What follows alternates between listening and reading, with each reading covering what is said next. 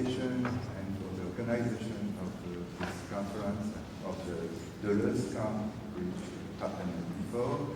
And excuse me for my special English. I am French.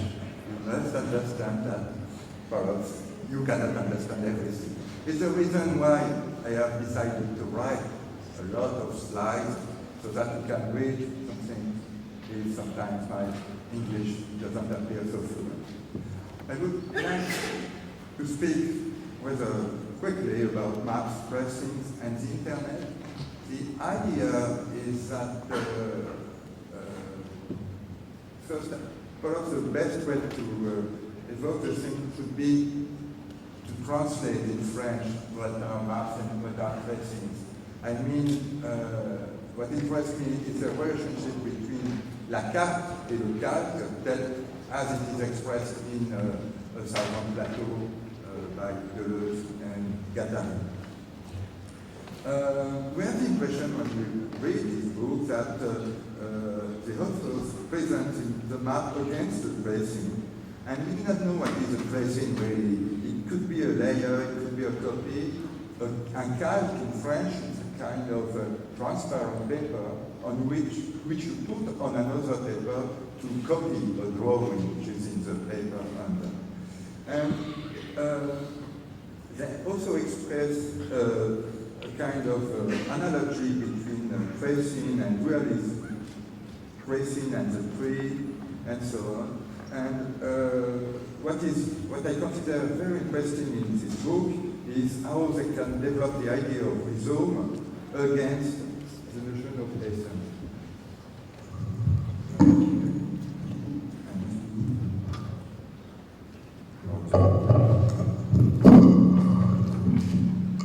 Technological problem.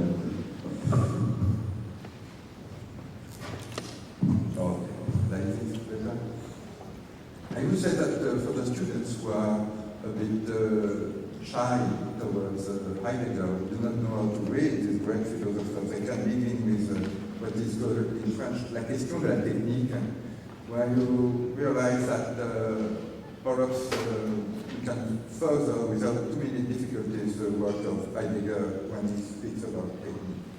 But that's just parenthesis. If I look at another point, take some parts of text inside this Southern Plateau, I realize that, in fact, Deleuze and Guattari speak much more than we imagine about multiplicity, of course, but about combinatory and about method. I just quote a sentence, which I have translated in English. In fact, it's not me who has translated it. It is Brian Massoni. And the French version comes from the book in the édition de minuit. Chaque fois qu'une multiplicité se trouve prise dans une structure, sa croissance est compensée par une réduction des lois de combinaison. So we have the impression that when you have not enough possibility of combinatory, you have a kind of progression of the increasing of multiplicity. And I would like to think about this with the question of maps and places. So the biggest quote you can find in the introduction of the Southern Plateau is this one. Si la carte s'oppose au calque, c'est qu'elle est tout entière tournée vers une expérimentation en prise avec le réel. La carte ne reproduit pas un inconscient fermé sur lui-même, elle le construit. And here we understand very quickly the relationship between the map and the building of the territory. Elle concourt à la connexion des champs, au déblocage des corps sans organes, à leur ouverture maximum sur un temps de subsistance. Elle fait elle-même partie du rhizome, la carte est ouverte, elle est connectable dans toutes ses dimensions, démontable, renversable, susceptible de recevoir constamment des modifications. So, the question is, in the precedent sentences, the map was opposed to the tracing, and my question is try to understand if this opposition is real opposition or must be taken as a metaphor. And if I want to go further, I would like to perhaps try to understand how Deleuze and Guattari think the machine without thinking the technique. And for this, I'm going to give you a few examples, just to show you the relationship between the map and the tracing. A map, in fact, nowadays, is a sum of tracing. I can try to show one to you now. I made a software which helped me to understand how extreme right electors succeeded in winning against and socialist electors and rightist electors. So it was the election of 2002, and you realize that, in fact, when I play with a lot of tracings, but with a great combinatory of tracings, I can make a map. Perhaps this is a fact of computer science. For instance, if I want to look at people who voted for Jospin and people who voted for Le Pen, and to look at the difference, just have to choose a region before forgetting it. For instance, Languedoc-Roussillon, which is not so far from Spain, and I click, mechanically a map appears. You cannot see many things because of the video projector plots, but just remember that the blue regions are the regions which are more or less extremist. There was a right populist movement, and that the yellow movement, the regions should be rather socialist, with socialist electors. And you can understand here how, even if it is a sum of layers, a sum of tracing, the map is more or less open, you see gradients, you can imagine something, and so on. I wanted to go a bit further in the building of the map, and I show here another map. It's the same, but it's people of the left with the people of the right against the people of extreme right.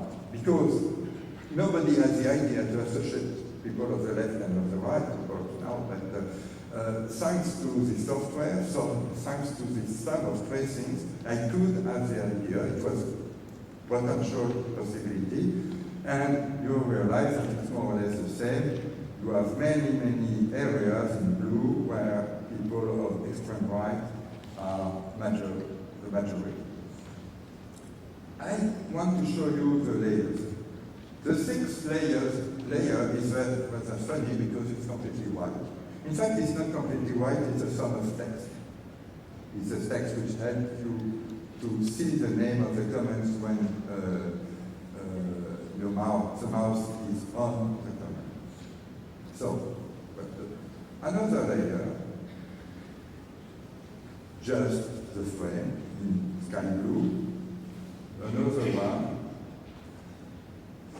you just imagine the boundary of the comments. I have left a few ones in blue, but should be without color, just for pedagogic reason. You have a third layer, tracing, departments, a fourth one, regions, a fifth one, the legend. And all this is, and other tracings are in. So the thing is rather complicated, because if you read in French Mille Plateaux, you realize that the opposition between the tracing and the map doesn't work really. Perhaps you must understand it as a metaphor. The other remarks I would like to do are the following. First, you have understood that these tracings are not completely fixed, because according to some data, some can become colored in blue, in red, and so on. And the second point is that the idea of a map as a sum of tracings is not an idea of computer sciences. Even before, for instance, in the 50s, every office of cartography had in this row was things you open in furniture had lots of tracings in the classical sense. I can give lots of other examples which show that nowadays, when we see a map on the internet, we understand it as a sum of tracing, and for instance, Google Earth permits you to choose, for instance, the tracing of bâtiment or something else and so on. Just I give an alternative example, but it is more or less the same thing. It is OpenStreetMap. And just to go back to the poetic idea of the map, I am going to show you a few maps which are really made without tracings, which are drawings. But it's not so sure that these drawings are possible without unterior formal tracings made, by, for instance, by the armies to help them to send a bomb somewhere.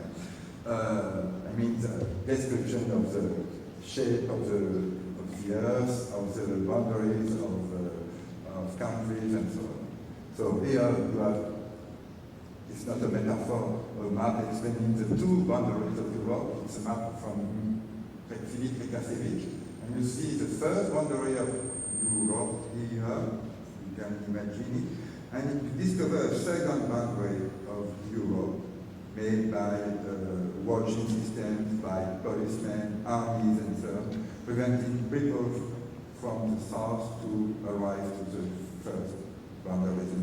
And the big circles are the witness the number of dead people trying to enter Europe.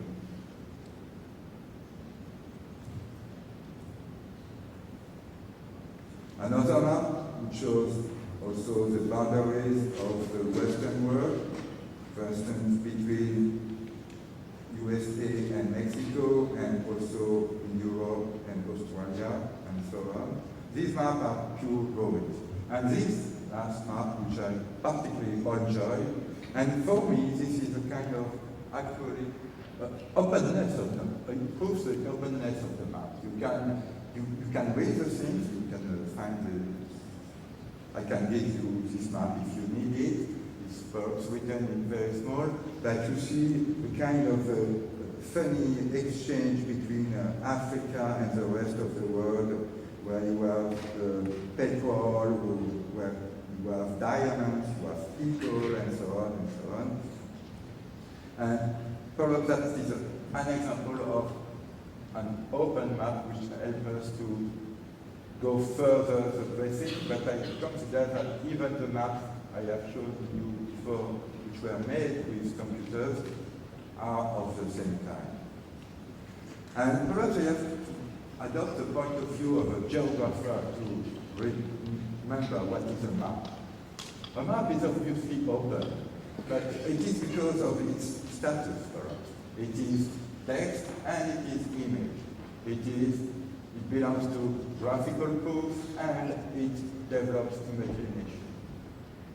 And in fact, I consider that we have more or less two options.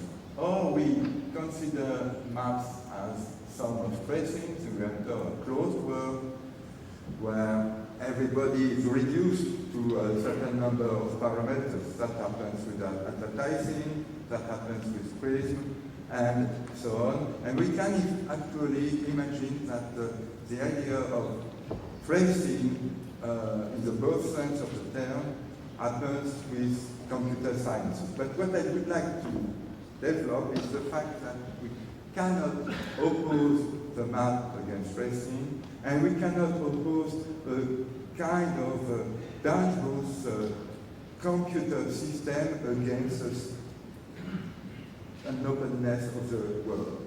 And I suppose that we can assume the metaphoric attitude of Deleuze and Guattari and precise, actually, the openness of the map and the openness induced by combinatories of tracing, but not only tracing with all the system of writing. I'm going to arrive at this. Just to remember, for a cartographer, making a map is really an experiment. You play, you juggle with different data, you make perhaps 100 or 200 maps before you find the good map, which you enjoy, which is beautiful, which helps you to explain a certain phenomena, and which in a way helps you to write the world.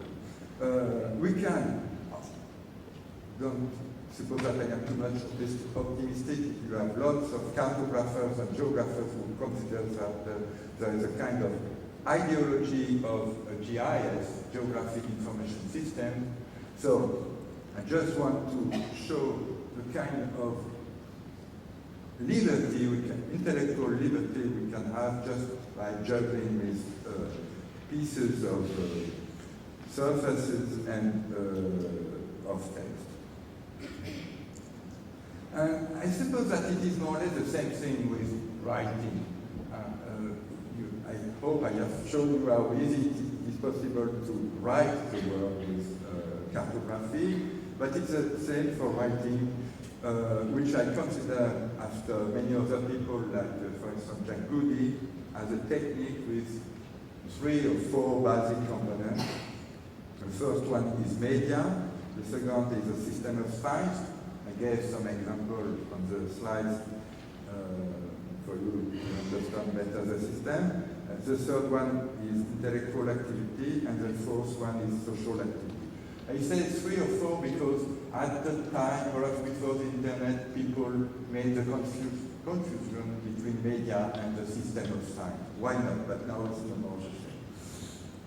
So, of course, writing can be a very dangerous tool. You can consider that it is just a kind of, yes, a tool, a tracing to, for bureaucracy, to reduce science to management indicators, as we have to do every day. But it's also wonderful for thought, for poetry, and so on. Perhaps, as a joke, I could present the system of writing as a kind of mill plateau. I just try to, if you look at some objects like an algorithm, a library, or even a book or a software, you can understand that it's not so easy to describe. It's a matter of text. Sometimes it's very, very mechanical, like an algorithm. Sometimes it's also, it is always a mix of materiality, system of science, social relationships, and thought, of course. And you can imagine that if you want to express what is writing, all the dimensions of writing, perhaps the metaphor of 1,000 plateaux is a good one. So, writing is a technique, and the difference between the map and tracing is possible if we understand it in a metaphorical sense. If I would like to go further with the technique, with intellectual technique, and with the machines of today, and if I still use Deleuze and Guattari, I realize that we are in a world of information machines.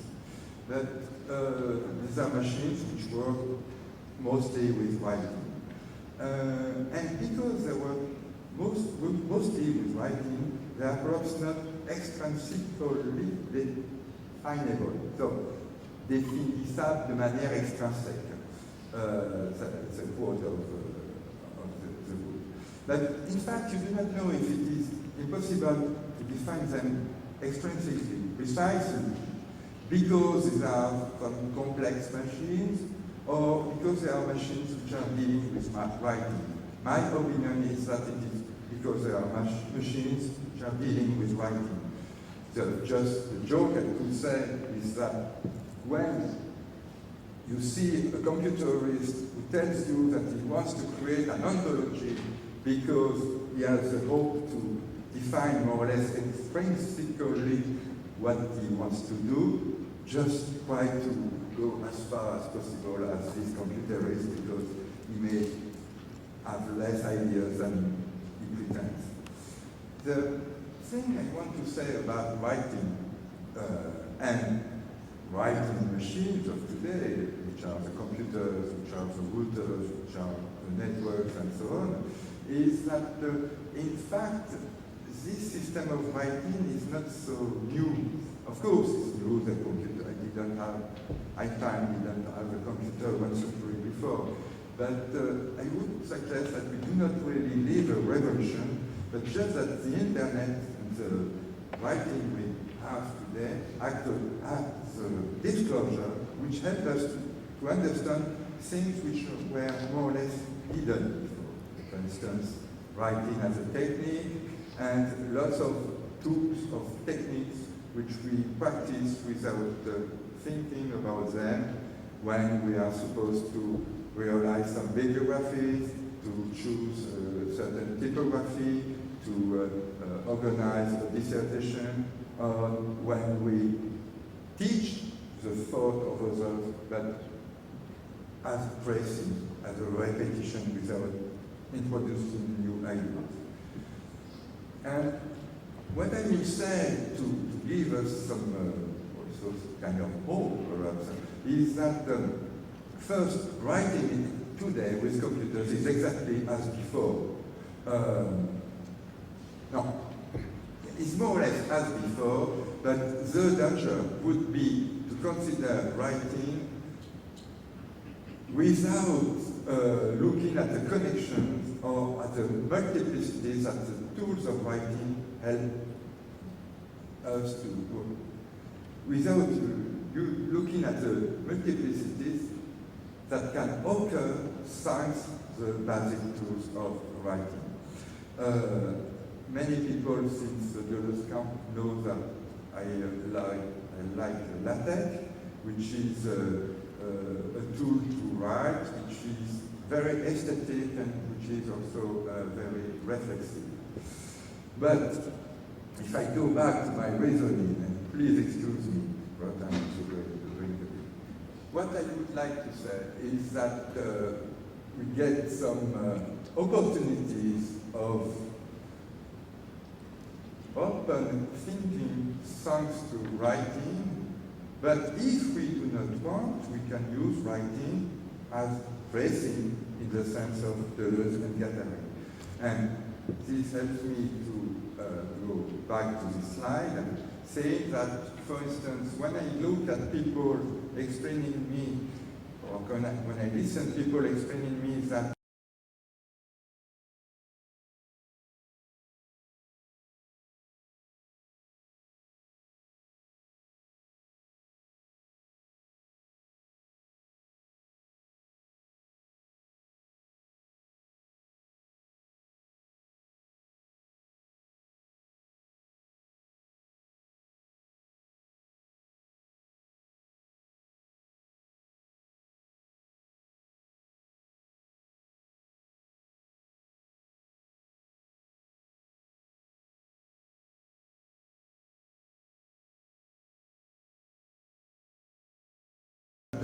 it's very important to digitize cultural heritage and to put all books on the internet without thinking the notion of culture. That is a kind of tracing in the Deleuze and Guattari way of speaking. And another point, perhaps important, is that if we leave writing of today, what I call illiteracy to computer scientists, because this would not be a tool for us, for people who work on humanities. It can be also a kind of tracing, because this way of writing is rather easy to practice, and it's now a very comfortable tool for us, and we have strange capacities to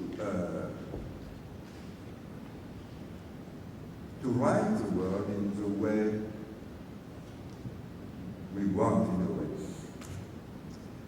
And during I leave you read this extract of Deleuze and Guattari, which is, in my opinion, a wonderful plaidoyer for systems of writing which are open and reflexive.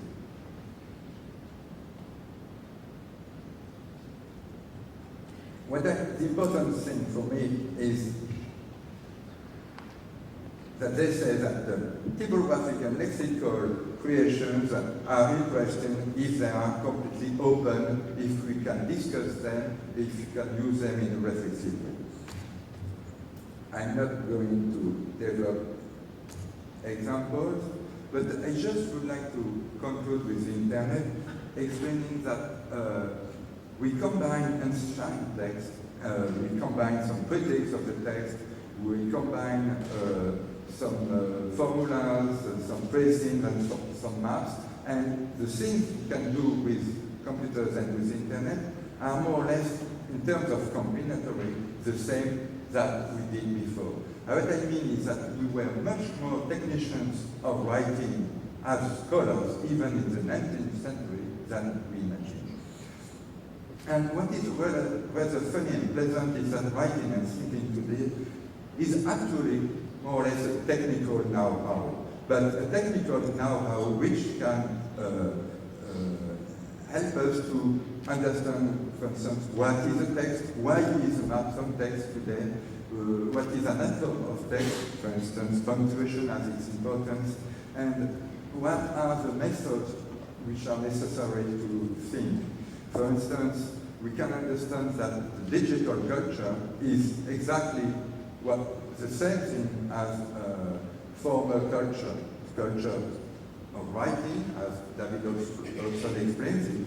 It's a kind of a set of methods, that we develop collectively just to prevent problems of interpretation. In this case, digital culture would be more or less the same thing as traditional culture, as culture of writing, and so a lot of methods with a bit of reflection about them. So now it's finished.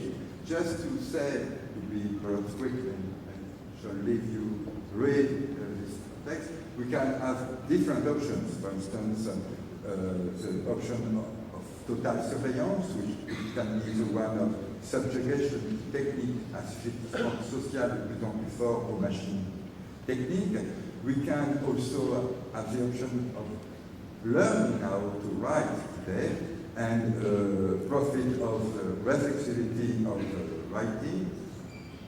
We can also develop our reflection on writing to enter philosophy of technique. And here it could be a good way to join the Deleuze and Guattari machine, which is more or less theoretical, and the machines of today, the thousands, the millions of machines of today, and try to explain the current régime d'asservissement généralisé, which is described also by Deleuze and Guattari.